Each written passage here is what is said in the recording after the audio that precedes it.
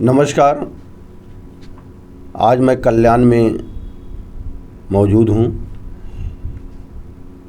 लोगों को कोई भी बड़ा काम घर लेना है या कोई बिजनेस चलाना है, व्यवसाय चलाना है, तो उसके लिए आर्थिक समस्या उत्पन्न होती है। उस आर्थिक समस्या से निपटने के लिए लोग बैंकों के पास जाते हैं लोन लेने के लिए। लोन के माध्यम से अपने बिजनेस, अपने घर या अपने जो भी आवश्यकताओं की पूर्ति होती है उसे पूर्ण करते हैं।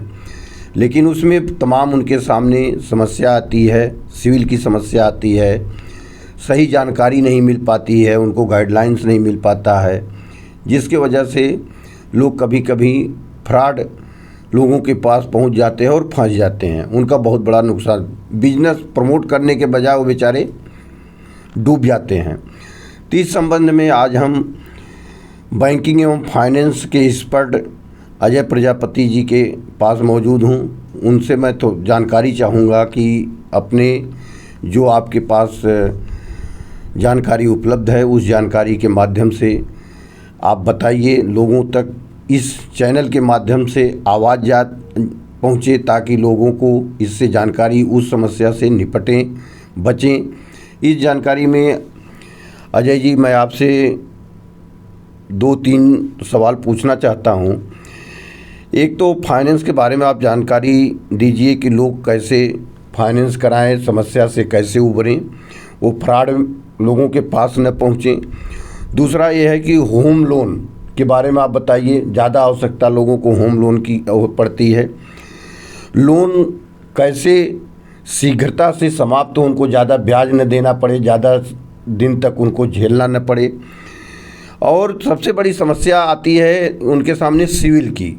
जब वो बैंक में जाते हैं, अपना डॉक्यूमेंट वगैरह पेश करते हैं, तो वहाँ पता चलता है कि आपका सिविल ठीक नहीं है, आपको होम लोन या कोई भी लोन उपलब्ध नहीं हो पाएगा। तो इस बारे में आपसे मैं जानकारी चाहता हूँ, आप अपनी जानकारी साझा कीजिए। सबसे पहले धन्यवाद भाई ओम प्रकाश जी, आपके उत्तर शक्ति हिंदी चैनल को भी बहुत बहुत धन्यवाद जो आपका समय भी दे रहे हैं आप इस जानकारी को जनहित में शेयर करने के लिए। तो आपका पहला सवाल था कि आज के टाइम पे होम लोन या फिर कोई भी फाइनेंस की समस्या है लोगों को, या फिर फ्रॉड हो जाता है लोगों के साथ। तो सबसे पहले तो ये समझिए कि आज के टाइम पे पूरे देश में बहुत सारी बैंकें, बहुत सारे फाइनेंस, बहुत सारे NBFC, बहुत सारे HFC कंपनियां हैं। लोगों को किसी भी थर्ड पर्सन, एजेंट या फिर ये कहो ब्रोकर, उन लोगों से थोड़ा हो सके तो दूरी रखा जाए। क्योंकि आप डायरेक्ट बैंक में आज के टाइम पे गवर्नमेंट इतना ज़्यादा प्रमोट कर रही है, किसी भी अफोर्डेबल हाउसिंग हो या फिर लोअर क्लास या इनफॉर्मल हाउसिंग हो, आप किसी भी तरह लोन लेने के लिए डायरेक्टली आप बैंकों के पास जा सकते हैं। अब बशर्ते बैंक के पास ना जाके अगर आप या वो व्यक्ति कहीं और जा रहा है, तो डेफिनेटली अगर कोई किसी भी तरह से कमीशन की बात करता है या किसी भी तरह के चार्जेस की बात करता है या बहुत सारे अलग तरीके से लोगों को मोल्ड करके पैसे की डिमांड की जाती है, तो उन सब चीज़ों से बेहतरीन तरीके से यही है कि भाई वहाँ से बचा जाए। क्योंकि बैंक किसी भी तरह से कोई भी चार्ज फिनेंशियल नहीं लेती है, जो भी उसका लीगल चार्जेस होता है वो चार्जेस के थ्रू ही होती है। तो गलत लोगों से बच के आप डायरेक्टली बैंक और फाइनेंस, NBFC, HFC के संपर्क करिए। वहाँ पे आपके जो रिलेशनशिप मैनेजर होंगे वो आपको प्रॉपर हेल्प करेंगे, गाइड करेंगे। दूसरा सवाल था आपका ओपी भाई कि होम लोन कैसे शीघ्रता से समाप्त हो, जल्दी कैसे ख़त्म हो। तो बहुत सारे लोग, ये आपका बहुत ही अच्छा सवाल और बहुत ही जनहित में ये लोगों के लाभदायक होगा डेफिनेटली अगर आप ये लोगों तक बात पहुंचती है। तो बहुत सारे लोग गलतियां ये करते हैं कि होम लोन तो ले लेते हैं, ये एक अच्छी चीज़ है। दूसरा, उसमें जब भी उनको कोशिश करते हैं कि 20 साल का हमने लोन लिया, मैं 20 साल भरूँगा, ये सबसे बड़ा गलत माइंडसेट है। तो सबसे पहले ओपी भाई कोशिश ये किया जाए कि जो भी कोई लोन ले उसका माइंडसेट वो चेंज हो कि मैं 20 साल का लोन 7 साल, 8 साल, 6 साल में कैसे ख़त्म करूँ। उस चीज़ को ख़त्म करने के लिए उनको थोड़ी थोड़ी छोटी छोटी बचत करनी पड़ेगी। अपने घर खुदी खर्चे में, अपने अन्य खर्चों में से कहीं ना कहीं थोड़ा बचत करके एवरी ईयर या हर 2 साल पे थोड़ा बहुत पार्ट पेमेंट करना पड़ेगा। अब पार्ट पेमेंट करने के बाद अक्सर लोग एक और बड़ी मिस्टेक कर देते हैं ओम प्रकाश जी, कि वो अपनी EMI कम करवा लेते हैं। बैंक को पैसा दिया 2 लाख रुपया पार्ट पेमेंट, एक एग्जांपल, हमने 10 लाख रुपया लोन लिया, तो उन्होंने 2 लाख रुपया दे के बोलेंगे अब मेरी EMI पहले 11,000 थी, 9,000 कर दो। तो क्या होता है, साल तो आपका उतना ही रह गया, 20 साल। तो लोन तो जल्दी ख़त्म होने वाला नहीं है वो 20 साल। अगर आप यही 2 लाख रुपया डाउन पेमेंट करके अगर आप बैंक को ये रिक्वेस्ट देते हैं कि आप मेरा इसकी जगह पे आप मेरा जो ड्यूरेशन है, टेरन है, मेरा जो टाइम ड्यूरेशन है 20 साल की जगह आप इसका इफ़ेक्ट EMI पे ना दे के आप मुझे इफ़ेक्ट इसका टेन्योर पे दे दीजिए। तो आपका लोन अगर आप 2 लाख रुपया पार्ट पेमेंट करते हैं तो करीब करीब आपका 40 से 45 महीने कम हो जाता है, मोटा मोटी 4 साल।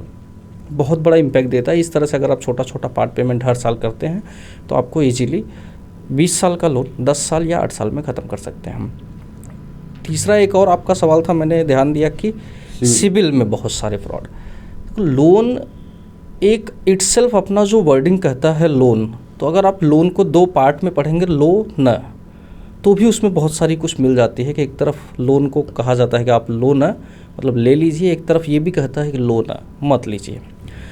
तो यदि आप लोन ले रहे हो तो ये समझिए अगर आप 10 रुपये का लोन ले रहे हो तो उस लोन से अगर आप 15 रुपये कमाने के हिसाब से ले रहे हो तब तो लोन ज़रूरी है।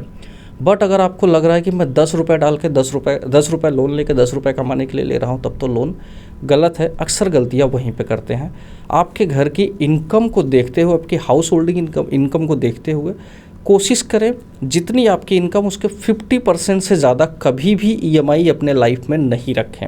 अदरवाइज जैसे जैसे आपका बर्डन बढ़ेगा वैसे वैसे आपको लोन की समस्या फिर उत्पन्न होगी। फिर वो आपका सिबिल में अगर टाइमली रीपेमेंट नहीं होगा तो बैंकों का भी एक रूल्स है, उनका एक रेगुलेशंस है कि उनको RBI को रिपोर्ट करना होता है, सिबिल में रिपोर्ट करना होता है, क्रिफ में रिपोर्ट करना होता है, एनक्रिसियल में रिपोर्ट करना होता है। सो उससे इम्पैक्ट पड़ता है। सो आगे जाके समस्या उत्पन्न होती है। बचने के लिए यही है, जब ज़रूरत हो तभी लोन ले और कोशिश करें। बैंक ने आपको टाइम पे हेल्प किया है तो आप भी बैंक को टाइम पे रीपेमेंट करके उनको सपोर्ट करें फिनेंशियल, बिकॉज अगर बैंकिंग और फिनेंस ग्रोथ होगा तो हमारा इंडिया भी ग्रोथ होगा। Thank you. अच्छा, क्या जैसे आप बोल रहे हैं कि हम EMI न कम कराएं, मैं एक्स्ट्रा पेमेंट जमा करके समय को कम कराएं, लेकिन लोगों को जो इनकम है, इनकम के हिसाब से उन्हें परिवार चलाना है, तो उनको ये लगता है कि EMI कम हो जाएगी तो हमारा बच्चों का पढ़ाई, घर का खर्चा